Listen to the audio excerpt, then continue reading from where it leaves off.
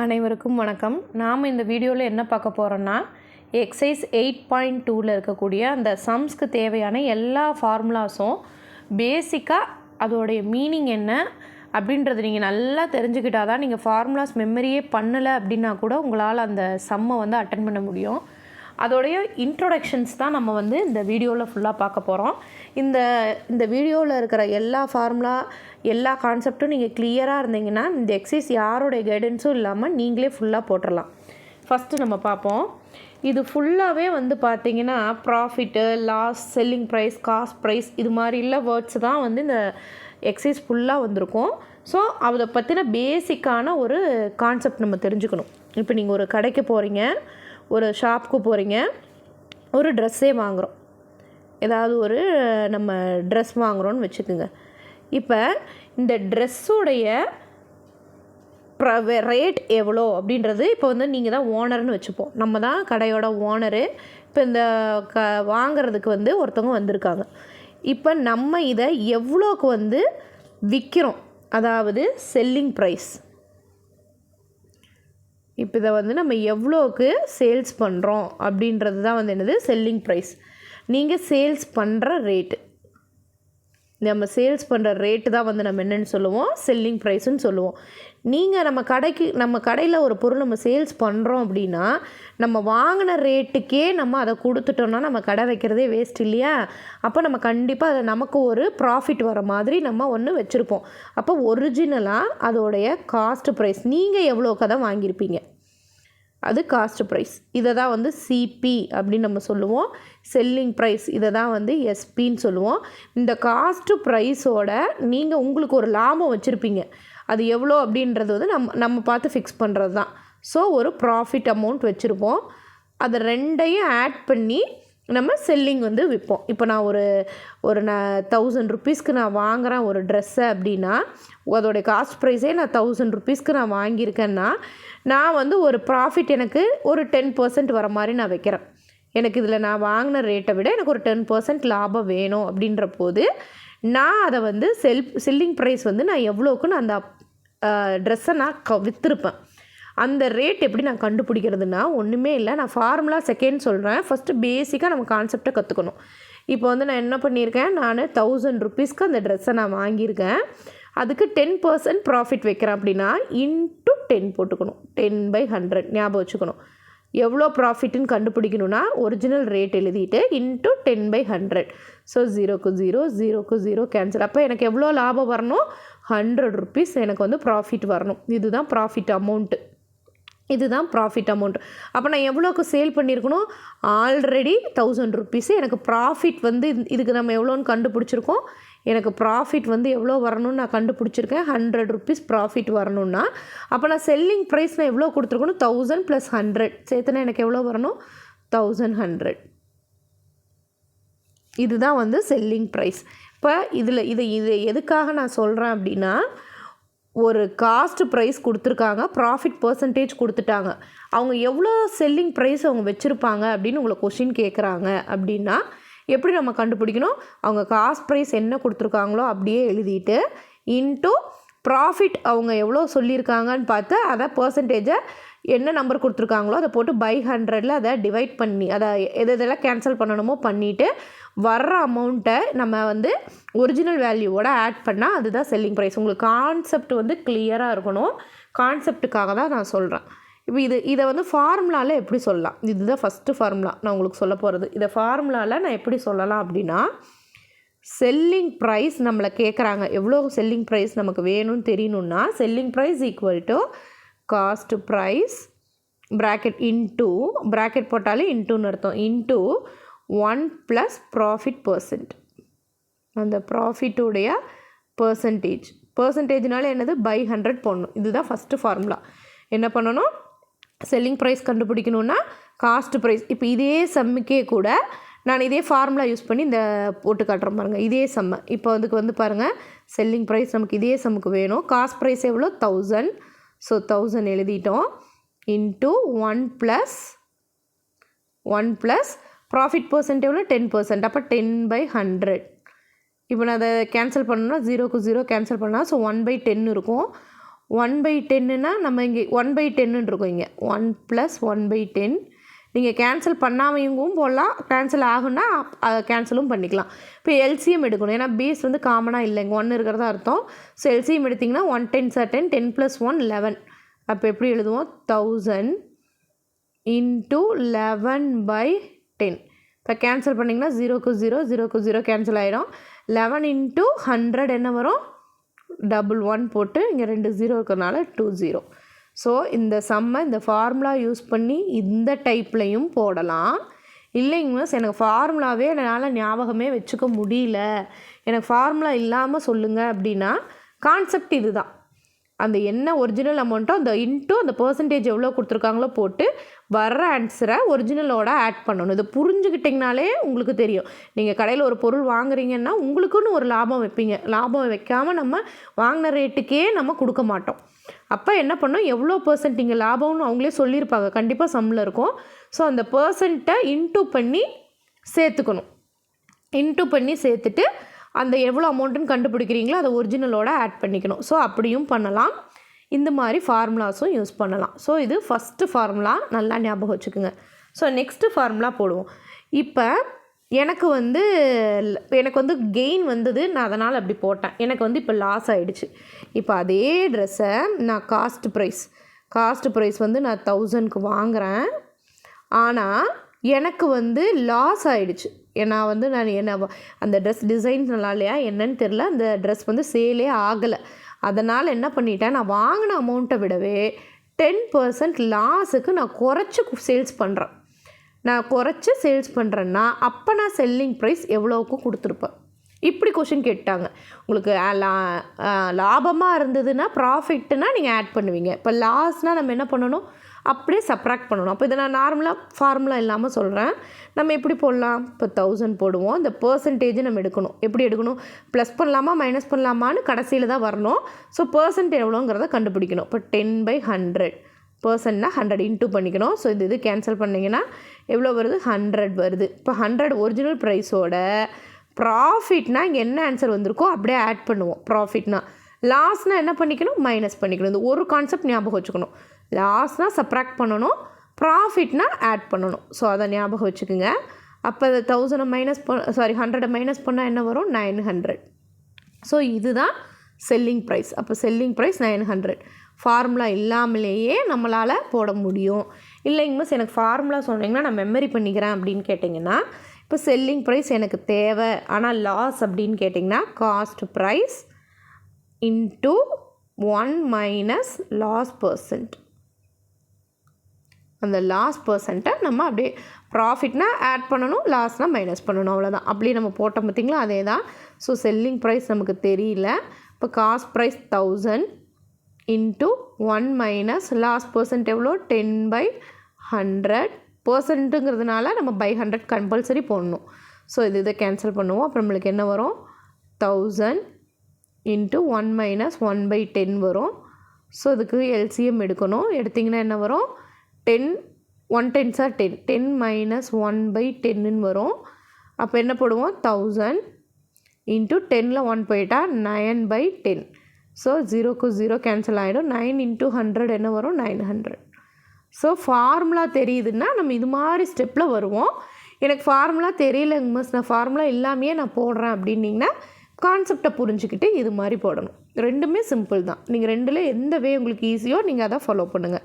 இது second formula. இது நீங்கள் ரெண்டாவதாக தெரிஞ்சுக்க வேண்டியது. அடுத்து இப்போ third.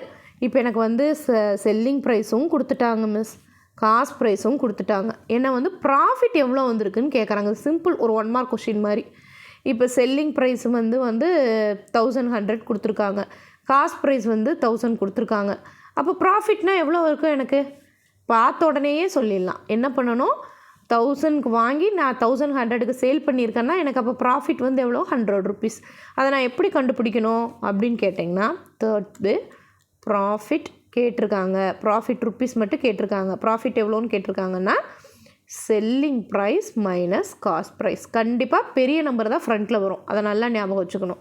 So selling price minus cost price. இப்போ இதுவே லாஸ்ன்னு கேட்டுட்டாங்க. இல்லைங்க மிஸ், என்னோடய லாஸ் அமௌண்ட் எவ்வளோன்னு கேட்டிருக்காங்க அப்படின்னா அப்படியே ரிவர்ஸு. காஸ்ட் ப்ரைஸ், ஏன்னா காஸ்ட் ப்ரைஸ் தான் அதிகமாக இருக்கும். நம்ம லாஸ்ன்றப்ப நீங்கள் வாங்கின ரேட்டை விட குறைவாக கொடுத்துருக்கீங்கன்னு அர்த்தம். அப்போ காஸ்ட் ப்ரைஸ் முன்னாடி வரும், மைனஸ் செல்லிங் ப்ரைஸ். அப்படியே ரிவர்ஸில் நம்ம எடுத்துக்கணும். ஸோ இதுதான் வந்து தேர்ட் ஃபார்முலா, ஃபோர்த்து ஃபார்முலா. இந்த ஃபார்முலா வந்து உங்களுக்கு கிளியராக இருக்கணும். சரி, அடுத்து நெக்ஸ்ட் கான்செப்ட். இந்த 3 கான்செப்ட் நீங்கள் ரெடி ஆகிட்டிங்கன்னா நம்ம அடுத்தது பார்ப்போம். இப்போ அடுத்து வந்து ஒரு அமௌண்ட்டு கொடுத்துருவாங்க, ஒரு cost price or original amount. நம்ம இப்போ ஒரிஜினல் அமௌண்ட்டுன்னு வச்சுப்போம். இது வந்து ஃபோர்த்து கான்செப்ட்டு. இப்போ ஒரு ஒரிஜினலாக ஒரு அமௌண்ட் கொடுத்துட்டாங்க, இன்க்ரீஸ் பர்சன்ட்டும் கொடுத்துட்டாங்க. இன்க்ரீஸ் ஆகிருக்கு அந்த ஒரிஜினல் அமௌண்ட் எவ்வளோ இன்க்ரீஸ் ஆகிருக்கு அப்படின்னு சொல்லி அந்த இன்க்ரீஸ் பர்சன்ட் கொடுத்துட்டாங்க. கொடுத்துட்டு இப்போ எவ்வளோ அந்த ருப்பீஸ் இன்க்ரீஸ் ஆன ருப்பீஸ் எவ்வளோன்னு கேட்குறாங்க. கொஷின் உங்களால் அண்டர்ஸ்டாண்ட் பண்ணிக்க முடியுதான்னு பாருங்கள். இன்க்ரீஸ் எவ்வளோ? இப்போ வந்து என்ன சொல்லியிருக்காங்க, இப்போ ஒரு பேங்க்லேயே நீங்கள் போகிறீங்க, ஒரு ஒரிஜினலாக நீங்கள் கொடுக்குற அமௌண்ட் வந்து ஒரு 1000. நான் உங்களுக்கு ஈஸியாக இருக்கணுங்கிறதுனால தான் 1000 எடுக்கிறேன். இப்போ நீங்கள் வந்து 1000 எடுக்கிறீங்க, போட்டிருக்கீங்க. அது வந்து இன்க்ரீஸ் வந்து 10% அல்லது 20%ன்னு கூட வச்சுப்போம். 20% வந்து அது இன்க்ரீஸ் ஆகிருக்குன்னா இன்க்ரீஸ் ஆகிருக்கிற அந்த அமௌண்ட் எவ்வளோ அப்படின்னு வந்து கேட்டிருக்காங்க. இப்போ 1000 ருப்பீஸ் நீங்கள் வந்து ஒரு பே பண்ணுறீங்க, அது 20% வந்து உங்களுக்கு ஒரு இன்க்ரீஸ் ஆகி உங்களுக்கு வந்து ரேட் ஆஃப் இன்ட்ரெஸ்ட் கிடைக்குது அப்படின்னா அந்த இன்க்ரீஸ் ஆன அமௌண்ட் மொத்தமாக எவ்வளோன்னு கேட்குறாங்க. அப்போ நம்ம இதை எப்படி கண்டுபிடிக்கலாம் அப்படின்னா, பழைய முன்னாடி பார்த்த அந்த காஸ்ட் ப்ரைஸ் செல்லிங் ப்ரைஸ் பார்த்தோம்னா ஃபஸ்ட்டு ஃபார்முலா அதே டைப்பு தான். இப்போ எது இன்க்ரீஸ்னாலும் டிக்ரீஸ்னாலும் கொடுத்துருக்குற அமௌண்ட் எழுதிட்டு இன்ட்டு 20%, அப்போ 20/100. ஸோ 0 0 0 0 கேன்சல் ஆகிடும். 2 × 100 என்ன வரும்? 200. அப்போ ஒரிஜினல் அமௌண்ட்டு கூட நம்ம இன்க்ரீஸுன்றதுனால ஆட் பண்ணுறோம், அதை ஞாபகம் வச்சுக்கணும். அப்போ என்ன வருது? 1200. இதுதான் அந்த இன்க்ரீஸ் அமௌண்ட். அப்போ இந்த இன்க்ரீஸ் அமௌண்ட் எவ்வளோன்னு கண்டுபிடிச்சிட்டோம், 1000. ஃபஸ்ட்டு சம் பார்த்தோமே அதே தான். ஸோ இன்க்ரீஸ் அமௌண்ட் கண்டுபிடிச்சிட்டோம். இதுவே இல்லை இன்னும் எனக்கு இது மாதிரிலாம் ஸ்டெப் ஞாபகம் வச்சுக்க முடியாது, எனக்கு நீங்கள் ஃபார்முலா சொல்லிவிடுங்க அப்படின்னு கேட்டிங்கன்னா, இதுக்கு என்ன ஃபார்முலா அப்படின்னு கேட்டிங்கன்னா, இன்க்ரீஸ், ஒரு இன்க்ரீஸ் வேல்யூ கேட்குறாங்க. இன்க்ரீஸ் வேல்யூ உங்களுக்கு எவ்வளோன்னு கேட்குறாங்க அப்படின்னா, இன்க்ரீஸ் ஈக்குவல் டு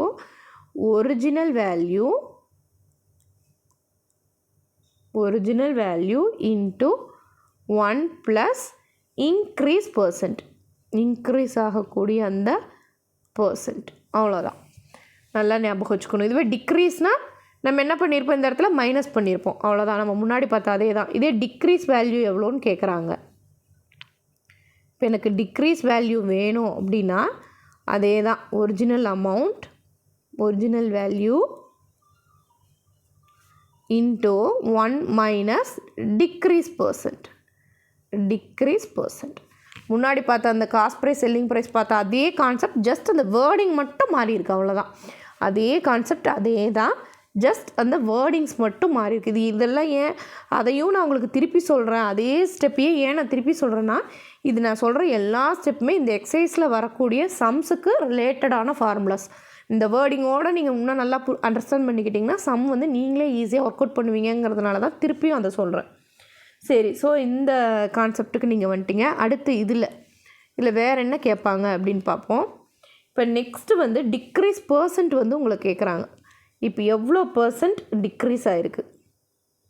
இப்போ டிக்ரீஸ் கண்டுபிடிச்சிட்டிங்க, டிக்ரீஸ் பர்சன்டேஜ் எவ்வளோ அப்படின்னு நம்மளை கேட்குறாங்க அப்படின்னா அது எப்படி கண்டுபிடிக்கணும் அப்படின்னா, இப்போ டோட்டல் வேல்யூ, இப்போ டோட்டலாக எவ்வளோ வேல்யூ இருந்துச்சு, அதில் number of value of decrease, எவ்வளோ வேல்யூ டிக்ரீஸ் ஆகிருக்கு, வேல்யூ ஆஃப் டிக்ரீஸ் இன்ட்டு 100. இது ஃபார்முலா. நீங்கள் ஃபார்முலா கற்றுக்கணும் அப்படின்னா இதுதான். இப்போ என்னன்னு கேட்டிங்கன்னா, இப்போ வந்து ஃபஸ்ட்டு ஸ்டார்டிங்கில் அதோடைய ஒரு பொருளோடைய ரேட் வந்து ஒரு பொருளோடைய ரேட் வந்து 1000 ருப்பீஸ் இருந்தது. ஆனால் இப்போ அதோடைய ரேட் வந்து குறைஞ்சி இப்போ 900 மாறிடுச்சு இப்போ. அப்போ இது டிக்ரீஸு. இப்போ அதோடைய ரேட் வந்து 900 மாறிடுச்சு. இப்போ இதில் நம்ம என்ன கண்டுபிடிக்கணும், அப்போ எவ்வளோ டிக்ரீஸ் ஆகிருக்குது, ஒரிஜினலாக அதோட இது வந்து 1000 ருப்பீஸாக இருந்திருக்கணும், ஆனால் 900 மாறிடுச்சு. அப்போ எவ்வளோ டிக்ரீஸ் ஆகிருக்குது, மைனஸ் பண்ணி பார்த்திங்கன்னா எவ்வளோ வருது, 100. அதுதான் வேல்யூ ஆஃப் டிக்ரீஸ். எவ்வளோ டிக்ரீஸ் ஆகிருக்குது, அந்த வேல்யூ ஆஃப் டிக்ரீஸ் அதுக்கான மீனிங் என்னென்னா இதுதான். இப்போ டோட்டலாக ஃபஸ்ட்டு இருந்த ஒரு அமௌண்ட் வந்து கொஞ்ச நாளிலேயே இவ்வளோவா டிக்ரீஸ் ஆகிருக்கு அப்படின்னா ஃபஸ்ட்டு இருந்ததுக்கும் இப்போ டிக்ரீஸ் ஆனது ரெண்டையும் மைனஸ் பண்ணிங்கன்னா இப்போ எவ்வளோ வேல்யூ டிக்ரீஸ் ஆகிருக்குன்றதை கண்டுபிடிச்சிடலாம். ஸோ அதை அப்படியே இங்கே அப்ளை பண்ணணும். ஒரு எக்ஸாம்பிளுக்காக தான் இதெல்லாமே நான் போடுறேன். அப்போ இங்கே மேலே போடும்பொழுது 100 வேல்யூ ஆஃப் டிக்ரீஸ் இந்த சம்முக்கு என்ன ஆயிருக்கு 100 ஆயிருக்கு. டோட்டல் வேல்யூ எவ்வளோ இருந்திருந்தது 1000 இருந்தது. அப்போ பர்சன்டேஜ் நம்ம எப்படி எடுக்கலாம்? ஸோ 0க்கு 0 இந்த 0க்கு இந்த 0 கேன்சல் ஆகிடும், இதுக்கு இது கேன்சல் ஆகிடும். அப்போ என்ன வந்திருக்கு 10%.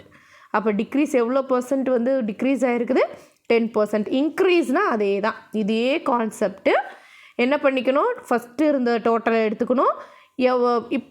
சரி, நெக்ஸ்ட் பேஜில் உங்களுக்கு நான் இதை இன்னொரு எக்ஸ்பிளைன் பண்ணுறேன். இப்போ இதை ஏன் இந்த சொல்கிறேன்னா, இப்போ உங்களுக்கு எக்ஸசைஸில் வருது. இப்போ ஒரு ஜூக்கு வந்து ஃபஸ்ட்டு ஒரு எக்ஸாம்பிள் நம்பர் தான் அது. ஒரு 1000 மெம்பர்ஸ் ஸ்டார்டிங்கில் விசிட் பண்ணிகிட்டு இருந்தாங்க. ஆனால் கொஞ்ச நாளிலேயே டிக்ரீஸ் ஆகி இப்போ விசிட் பண்ணுற பீப்புள்ஸ் வந்து 900 தான் வர்றாங்க அப்படின்னா, அப்போ வேல்யூ ஆஃப் டிக்ரீஸ் எவ்வளோ ஆயிருக்காங்க, ஸ்டார்டிங்கில் வந்து எவ்வளோ மெம்பர்ஸ் வந்திருக்காங்கங்கிறதுக்கும் இப்போ கரண்ட்டில் எவ்வளோ வந்திருக்காங்க அப்படின்றதையும் ரெண்டையும் மைனஸ் பண்ணிங்கன்னா அப்போ எவ்வளோ வேல்யூ டிக்ரீஸ் ஆகிருக்குன்றதை நம்ம மேலே எழுதிக்கணும். இது நான் எக்ஸாம்பிள் நம்பர் கொடுத்துருக்கேன். இதுக்கு பதிலாக உங்களுக்கு சம்மில் உங்களுக்கு அவங்க கொடுத்துருக்க நம்பர்ஸை நீங்கள் மைனஸ் பண்ணி போட்டுக்கணும். போட்டுட்டு ஸ்டார்டிங்கில் எவ்வளோ விசிட் பண்ணாங்கன்னு இருக்குது பார்த்தீங்களா, அதை வந்து நம்ம கீழே பேஸில் எழுதிட்டு கேன்சல் பண்ணிங்கன்னா நம்மளுக்கு டிக்ரீஸ் பர்சன்ட் கிடச்சிரும். ஸோ இது ஒரு ஃபார்முலா. இது வந்து 5th ஒன் வச்சுப்போமா. ஸோ இது ஒரு இம்பார்ட்டன்ட் ஃபார்முலா, இது ஒரு ஞாபகம் வச்சுக்கோங்க. இதுவே அப்படியே ஆப்போசிட். அடுத்தது இன்கேஸ் நான் இன்க்ரீஸ் பர்சன்ட் நான் கேட்குறேன், நான் இன்க்ரீஸ் பர்சன்டேஜ் கேட்குறேன்னா இதே ஃபார்முலா எப்படி எழுதலாம், value of increase by total number of value into 100. இப்போ அதே சம்மே நான் வச்சுக்கிறேன். இப்போ வந்து விசிட் வந்து ஸ்டார்டிங்கில் வந்து இருந்தது வந்து ஒரு 1000 மெம்பர்ஸ்.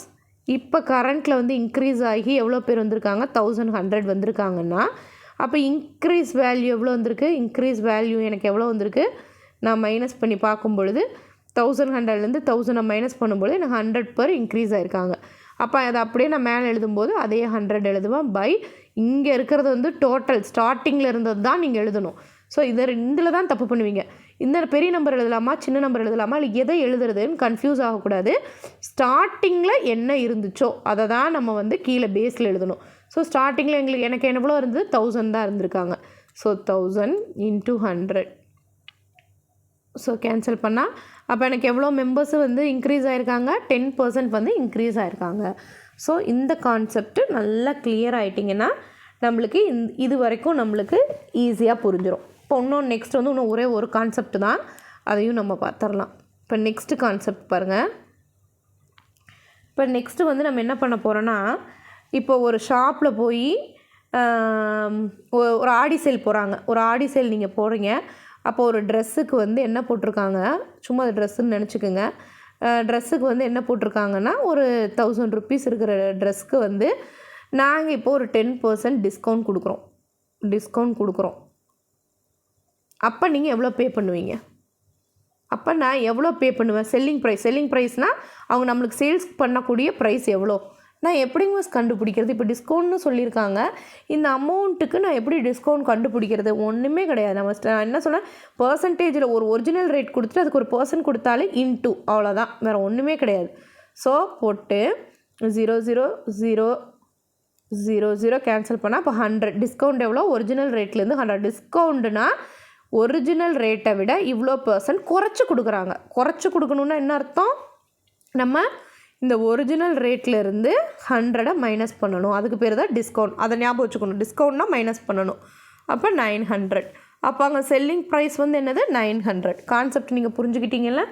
இப்போ இதை வந்து நம்ம ஒர்க் அவுட் பண்ணி பார்த்து நான் கண்டுபிடிக்கலாம். இல்லைங்க மிஸ், நான் அப்படியே நான் ஃபார்முலாவில் எனக்கு சொல்லுங்கள், நான் ஃபார்முலாலேயே நான் போட்டுக்கிறேன் அப்படின்னா selling price is equal to market price நான் எம்பின்னே நான் போடுறேன் ஷார்ட்டாக. Market price into 1 minus discount percent. இதே சம்முக்கே நான் போட்டு காட்டுறேன் பாருங்கள். இப்போ நான் உங்களுக்கு கிளியர் பண்ணியிருக்கேன். நான் இதுக்கே நான் பார்க்குறேன். எனக்கு செல்லிங் ப்ரைஸ் வேணும். அப்போ என்ன வருது, மார்க்கெட் ப்ரைஸ் வந்து என்ன கொடுத்துருந்தாங்க, 1000 rupees அந்த ட்ரெஸ்ஸோட எம்ஆர்பியில் எழுதியிருக்கு. எனக்கு டிஸ்கவுண்ட் வந்து எவ்வளோ கொடுத்துருக்காங்க, 1 - 10%னா 10/100. அதே தான் 0 0 கேன்சல் ஆகும். 1/10 வரும். இங்கே எழுதும்பொழுது 1000, 10 - 1 9/10 போடுவோம். ஸோ கேன்சல் பண்ணால் 900. என்னடா ஒரே நம்பரையே எடுத்து எல்லா எக்ஸாம்பிளுக்கும் சொல்கிறேனேன்னு நினைக்காதீங்க. உங்களுக்கு வந்து ஜீரோஸ் கேன்சல் பண்ண ஈஸியாக இருக்குமேனு தான் நான் 1000s எடுத்துக்கிறேன். நீங்கள் எந்த நம்பர்ஸ் போட்டாலும் உங்களுக்கு ஈஸியாக இருக்கும். கான்செப்ட் மட்டும் கிளியர் ஆகிடணும். இப்போ ட்ரெஸ்ஸு ஒன்று கொடுத்துட்டாங்க, இல்லை டிஸ்கவுண்ட் கொடுத்துருக்காங்கன்னா நம்ம என்ன பண்ணுவோம், இன்டூ பண்ணி எவ்வளோன்னு கண்டுபிடிச்சி டிஸ்கவுண்ட்னா ஒரிஜினல் ரேட்லேருந்து அதை மைனஸ் பண்ணிக்கணும். அந்த ஒரு கான்செப்ட் கிளியராக இருக்கணும். இது அதுக்கான ஃபார்முலா. ஸோ இது வந்து தெரிஞ்சுக்குங்க. இன்னும் ஒரே கான்செப்ட் தான். இன்னும் ஒரு கான்செப்ட் என்ன இருக்குது பேலன்ஸ் நம்ம விட்டதில்லை அப்படின்னு பார்த்தீங்கன்னா, இப்போ வந்து ஒரு செல்லிங் இதே தான். இப்போ மார்க்கெட் ப்ரைஸ் ஒரு ட்ரெஸ்ஸுக்கு இருக்குது. ஒரு ட்ரெஸ்ஸுக்கு மார்க்கெட் ப்ரைஸ் வந்து இதுக்கு சரி ஒரு 2000 வச்சுப்போம். மார்க்கெட் ப்ரைஸ் வந்து இந்த ட்ரெஸ்ஸோட இது வந்து ஒரு 2000 rupees. இதுக்கு டேக்ஸ் இருக்குது, செல்லிங் டேக்ஸு.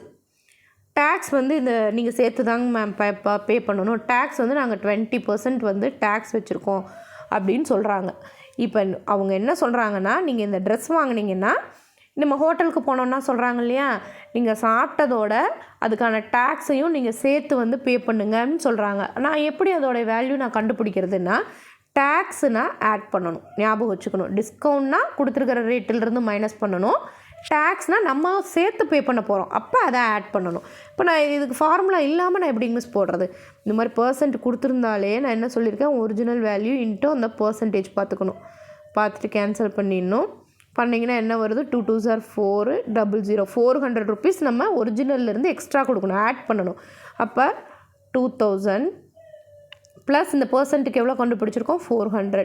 அப்போ எவ்வளோ வருது, 2400. இதோட சேர்த்து நான் பே பண்ண வேண்டிய நான் செல்லிங் ப்ரைஸ் ஆர் என்னவோ நம்ம பே பண்ண வேண்டியது 2400. இப்போ ஒரு ட்ரெஸ்ஸுக்குன்னு வச்சுக்கிட்டா அப்போ நம்மளுக்கு செல்லிங் ப்ரைஸ் எவ்வளோ கொடுக்குறாங்க, 2400 நம்மளை கட்ட சொல்கிறாங்க. ஸோ இது கான்செப்ட் வைஸ் நம்ம புரிஞ்சுக்கிறது. இல்லைங்க மிஸ் நான் இதை ஃபார்முலா சொன்னீங்கன்னா எனக்கு ஈஸியாக இருக்கும் அப்படின்னு சொன்னீங்கன்னா, ஃபார்முலா எப்படி பண்ணலான்னா, selling price equal to market price into 1 + sales tax %. அவ்வளோதான். டேக்ஸ்னால் ஆட் பண்ணணும், அவ்வளோதான். இப்போ இதே ஃபார்முலா தான் ஃப்ரண்ட் பேஜில் பார்த்தோம். அது டிஸ்கவுண்ட்டுன்றதுனால பாருங்கள், இது டிஸ்கவுண்ட்டுன்றதுனால நம்ம இங்கே என்ன பண்ணியிருக்கோம், மைனஸ் பண்ணியிருக்கோம். டிஸ்கவுண்ட்டுனா நம்மளுக்கு குறைச்சி கொடுக்குறாங்க, ஸோ அதை மைனஸ் பண்ணணும். அதுவே டேக்ஸ்னால் நம்ம தான் பே பண்ணுறோம், அப்போ அதை என்ன பண்ணணும், ஆட் பண்ணணும். இதே ஃபார்முலா எல்லாத்துக்கும் ஒன்று தான். நீங்கள் இப்போ இது எல்லாம் ஓவரால் பார்த்தீங்கன்னா சம்மா பார்க்கும்போது என்னடா என்னென்னமோ சொல்கிறாங்களேங்கிற மாதிரி இருக்கும். ஜஸ்ட்டு நீங்கள் கான்செப்டை மட்டும் புரிஞ்சுக்கிட்டிங்கன்னா எந்த ஃபார்முலாவுமே தேவையில்லை. நீங்களே அழகாக ரொம்ப ஈஸியாக நம்ம டெய்லி லைஃப் கூட கனெக்ட் பண்ணி யோசித்து பார்க்கும் பொழுது நம்ம ஈஸியாக சம்ஸை வந்து கிளியர் பண்ணலாம். உங்களுக்கு எக்ஸைஸ் சம்ஸாக நான் எப்படி ரொம்ப ஈஸியாக நம்ம அதை ஹேண்டில் பண்ணலான்றது நெக்ஸ்ட் வர்ற வீடியோஸில் உங்களுக்கு நான் சொல்லித்தரேன். உங்களுக்கு இதில் ஏதாவது டவுட் இருக்குது அப்படின்னா நீங்கள் கமெண்ட் செக்ஷனில் கேளுங்கள். தேங்க்யூ.